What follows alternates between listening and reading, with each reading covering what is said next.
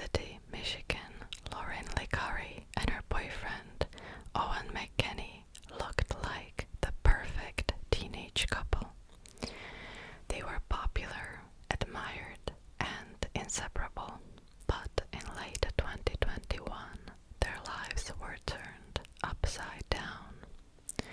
For more than a year, they received tens of thousands of explicit and threatening anonymous messages containing their personal details. Who could be behind such vile harassment? Hi, and welcome to today's video. If you have read the title, you already know who was the perpetrator. But today we're going to dive deep into how this came about, what was the reason, all of it. I also have the actual messages written down, but I have to say that this is still YouTube, and the messages were so explicit and horrible that I have to censor them. At first they weren't that bad, but as time went on, they just got worse and worse. And so if I would read to you exactly the messages, this video would be banned, unfortunately. Most of my information came from this new Netflix documentary, Unknown Number, The High School Catfish. I've watched the entire documentary. The case was also covered by media when the trial was happening. Let's just dive into this, because when I watched that documentary, I thought there's no way, like there's just no way. But let's go back to October 2020. At the time, Lauren and Owen were 13 years old. They were dating for about a year. They met when they were 12. And Lauren was sometimes keeping to herself. And she didn't really want to go to this Halloween party that Owen was invited to. And then this is where she received this strange anonymous text message that said, "Hi Lauren, Owen is breaking up with you. He no longer likes you and hasn't liked you for a while. It's obvious he wants me. He laughs, smiles, touches my hair. Not sure what he told you, but he's coming to the Halloween party, and we are both..." I have to censor this, okay? "DTF. You are a sweet girl, but I know I can't give him what he wants. Sorry, not sorry." Again, do I have to highlight the fact that Owen and Lauren, they're both 13 years old. 13, okay? So obviously Lauren was like, who is this, right? The number could not be tracked. They didn't figure out who it was. And after the Halloween party, the messages stopped. But then after almost a year, the messages came back, and this time they were much, much worse. And most of them were targeted at her relationship with Owen. So here are some of the messages. "How's the happy couple? Preparing for the end of the golden relationship. Some of us don't want to hear it anymore. Owen loves me, and I always will be the girl he loves. He will be with me while your lonely, ugly ass is alone." So at first, the texts were simple lies. Obviously, Lauren asked Owen about this, right? She also suspected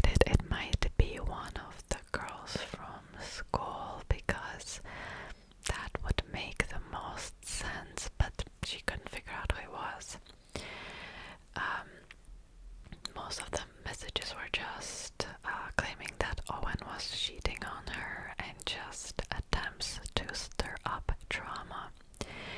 Lauren tried to call the number to figure out who it was. She only received another message saying, "Bruh, low, stop effing calling, ain't answering." And that was strange because this person called her by her nickname Lo, so obviously it must have been somebody that was close to her. Lauren started to receive 6+ text messages a day. Also, Owen was receiving some of these messages as well. So here's another example. This was targeted at Lauren. And again, I have to censor this because YouTube, you are the ugliest person I've ever seen. Effing trash. B-word. Don't wear effing leggings. Ain't no one wanted to see. Yo, ain't no flat ass. You're worthless and mean nothing. You never have. Get effing life. Owen will never look at you or talk to you.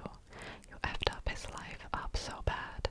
His family effing hates you for it, and he will never in his life acknowledge you again. Get lost, B-word. He is effing done with you. Ugly MF, Owen and IRDTF. Just the messages started to be really explicit as well. I just can't tell you this, but it was just like, oh, like, my this, his that, blah blah, just horrible, definitely like too much for somebody that would be Lauren's peer, that was also 13 years old, you know. And also, I can't ignore this, the messages were just full of bad grammar, misspelling. It was just horrible.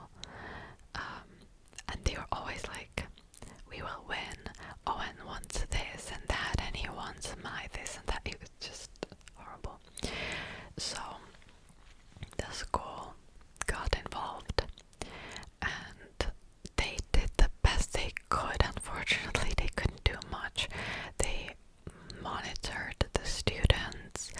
They, asked them to the principal office, asked questions. They were trying to figure out maybe who was on their phone while Lauren was receiving these messages, but they couldn't figure out anything. And so Lauren and Owen broke up and they hoped that the messages would stop. But they got even worse. And this is when this sender started to tell Lauren to unalive herself, basically. He thinks you're ugly, dumb, ugly ass. He hates you.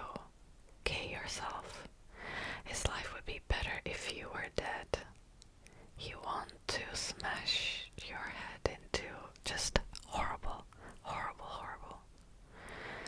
Owen wants you dead. And then the messages started to be so threatening as well, because they would say, you finish yourself before we do. So that is a clear threat, right?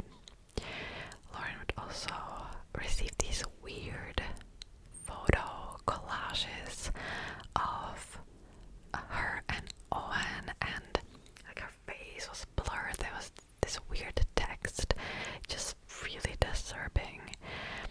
And this harassment took over a year, and police got involved at that point. Obviously, it affected the community. Keep in mind, this was happening at a very small town where everyone knew everyone, right? It was a very tight-knit community. And so it was obvious it was somebody from their circle of friends, of people they knew. So obviously rumors started to spread, and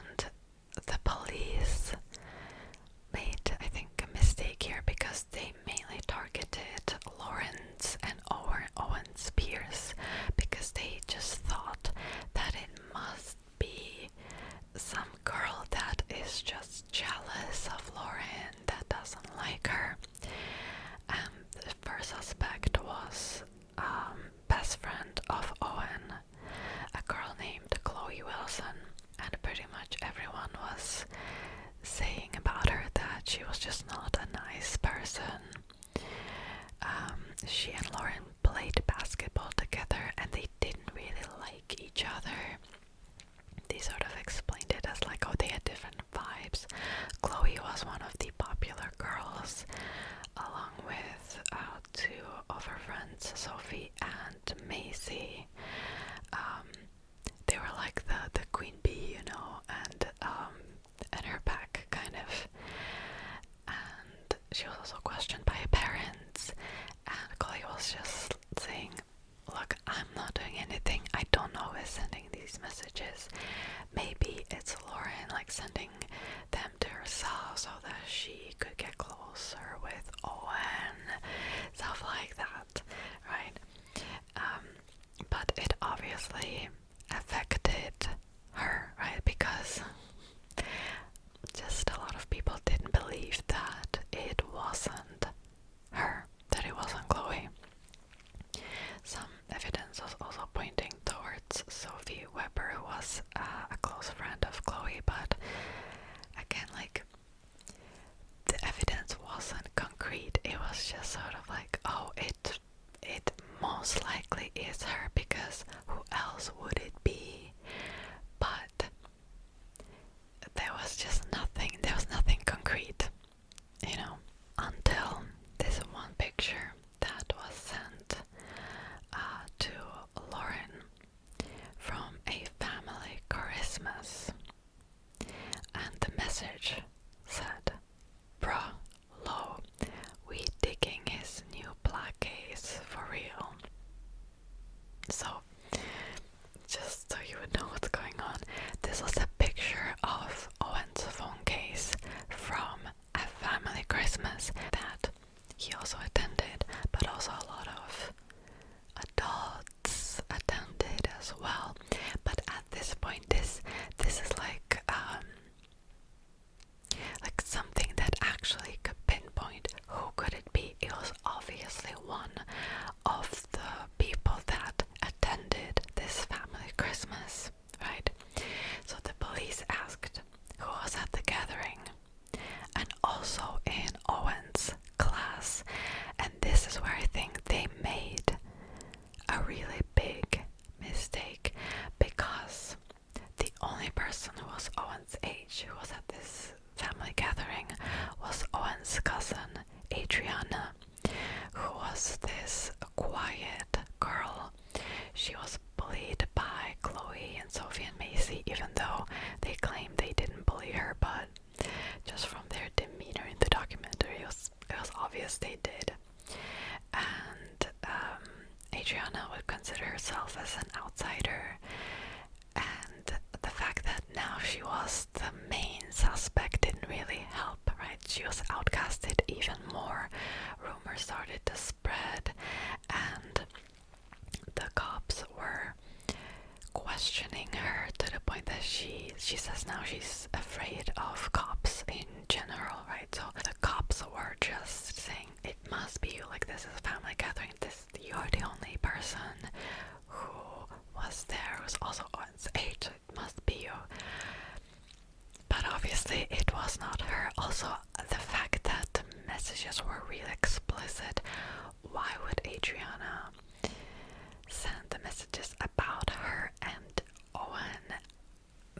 I mean, everything is possible, but it's just not likely, you know? Until Adriana also received an anonymous message saying, "Hey Adriana, Owen needs your help. We need to get Lo gone away from him. Tell his parents Lo's a B-word. Effed up his life. You hate her too."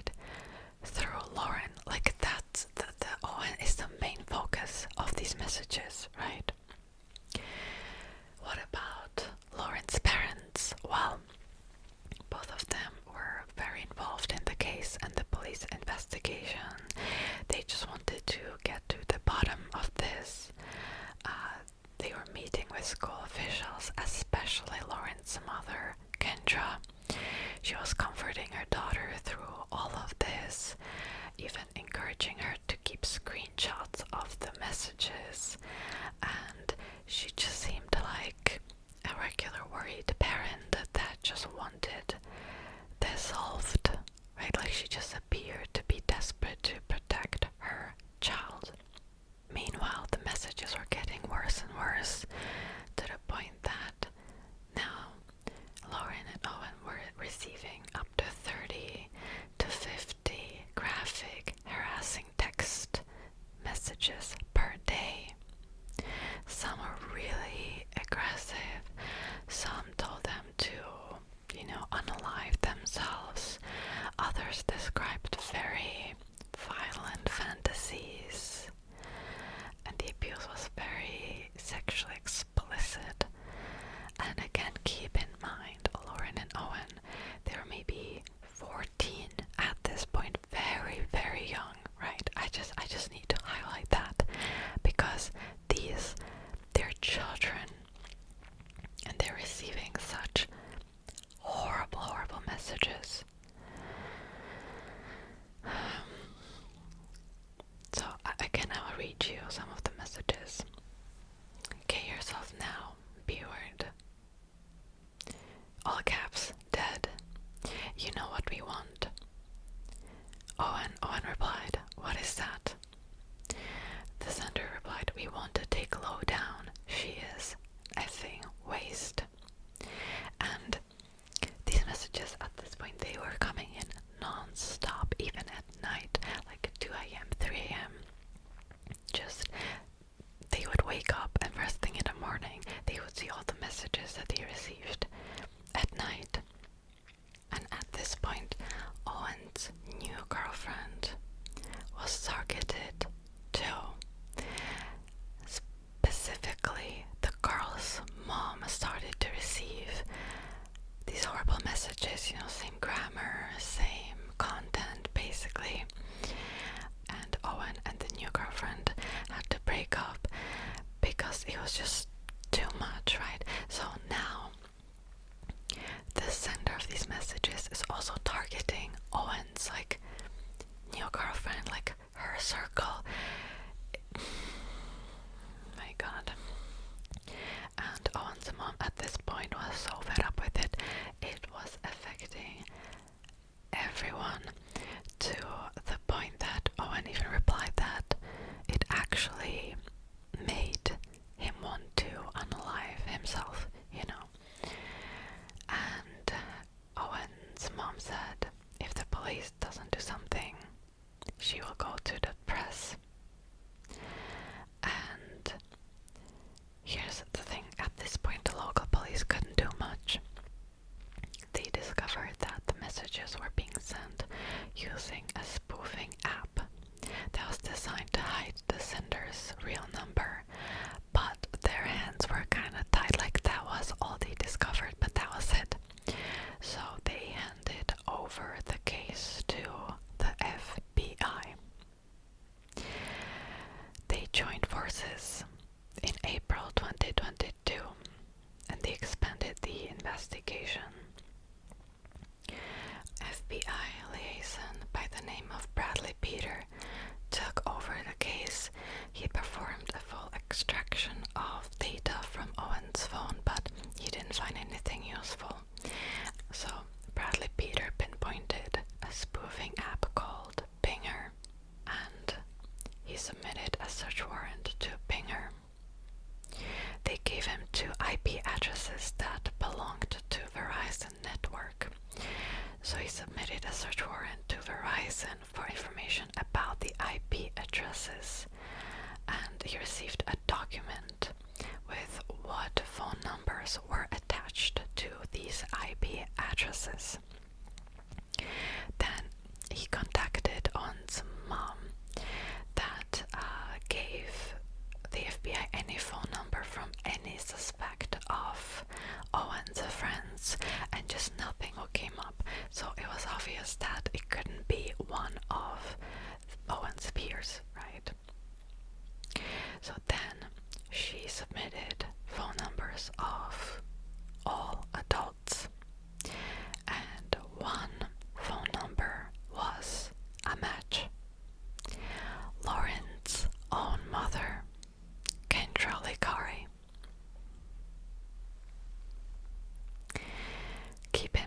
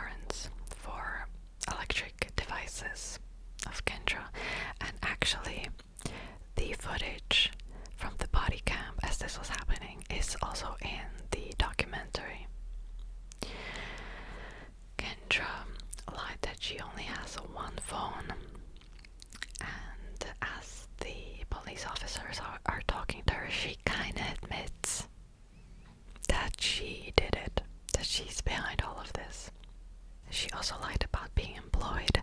This family had a lot of money issues, and her husband thought that she's employed all this time, right? The police thought she's employed all this time, so also they wouldn't even think that she could be behind those messages if she was at work, she was busy. Well, the reality was she was not. And in the body cam footage, she's just hugging her daughter and saying how she can't leave her. It's very disturbing to see, I gotta say, if you're going to watch the documentary, because yeah. In December 2022, police arrested Kendra, and in the documentary, this part really got me. I have to read this to you word for word. This was one of her justification as to why she did it, because obviously everyone is just like, what, why, right? So this is what she says. Everyone makes mistakes. Not a single one of us has lived a perfect life, and realistically, a lot of us have probably broken the law at some point or another and not got caught. I'll be honest, I'm sure people drove drunk and haven't been caught, right? But if you get caught, you're in the same situation I'm in, but for a different thing. So people lose sight of that. I know to some, I'm a headline, I'm a villain, I'm a bad mom, I'm whatever, but that's because they know one little piece of my story. They don't know my story. What a way to deflect the blame, and also saying like, oh, everyone is in the same boat. Well, I would argue that there's a difference between maybe stupidly breaking a law once, right? When somebody is drunk, obviously there are consequences to that. But there's a difference between that and harassing your own daughter and her friends for a year. More than a year, actually. She claimed that the first messages, so if you remember, there were a bunch of messages that were sent in 2020 around the Halloween party, right? And then they stopped, and then a year later, they resurfaced again. So she claims that the first messages weren't sent by her. She was trying to figure out who was the original sender. She was trying to get answers. Well, the police says that evidence and proof says otherwise. There was no other IP address. Okay, that would point to somebody else. Here's what she says. Again, I have to quote this word for word because I was somebody different in those moments. Sometimes it was an hour a day, sometimes 8 hours. I let it consume me. It was an escape. It took me out of real life.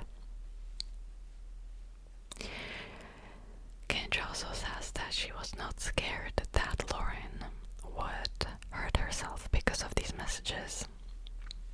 Not sure I would believe her there either.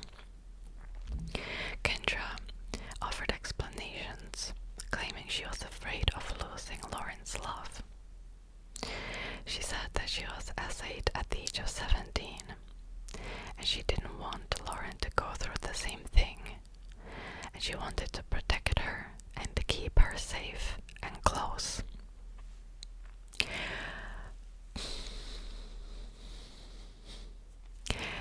I just gotta say this. First of all, even in that documentary, everybody says that Kendra is a very good manipulator.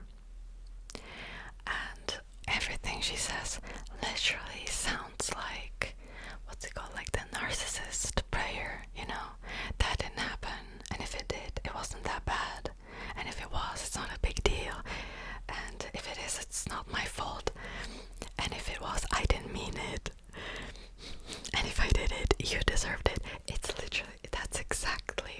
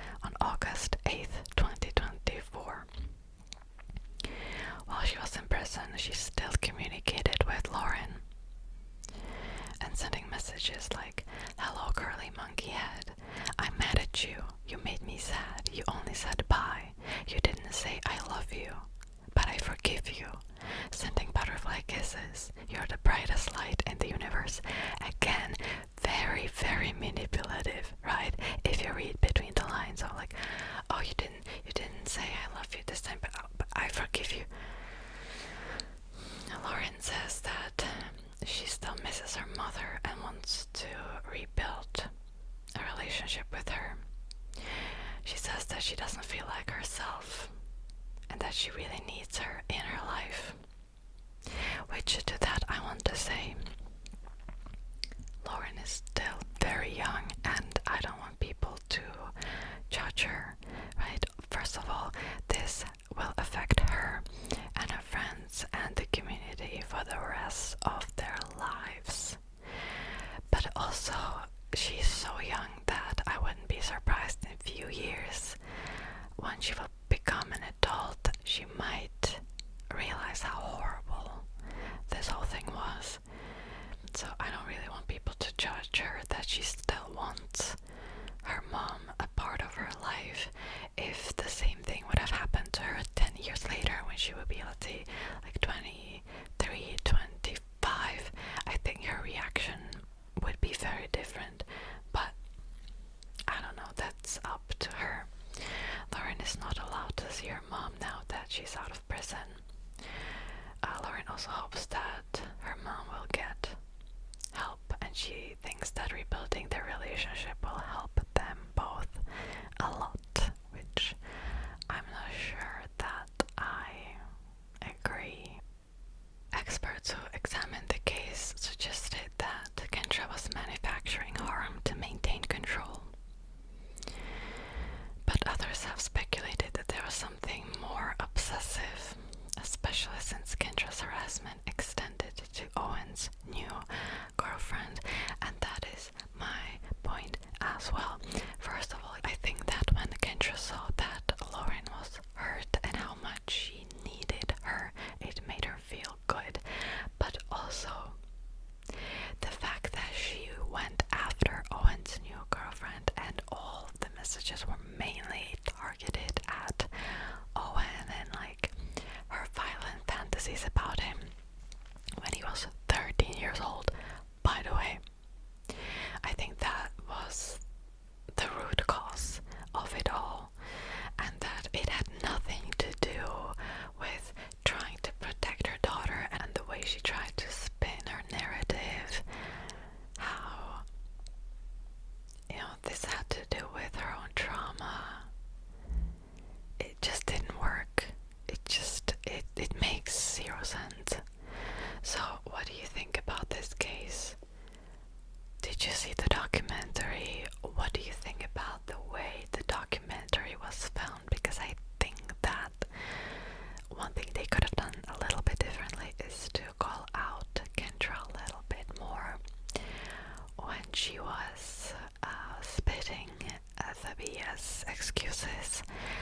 They didn't confront her, and I promise you, if they did, you could see how quickly her mask would fall off, right? If they would be like, okay, so why would you go after Owen's new girlfriend if you were just trying to protect your daughter? But let me know what you think, and I'll see you in my next video.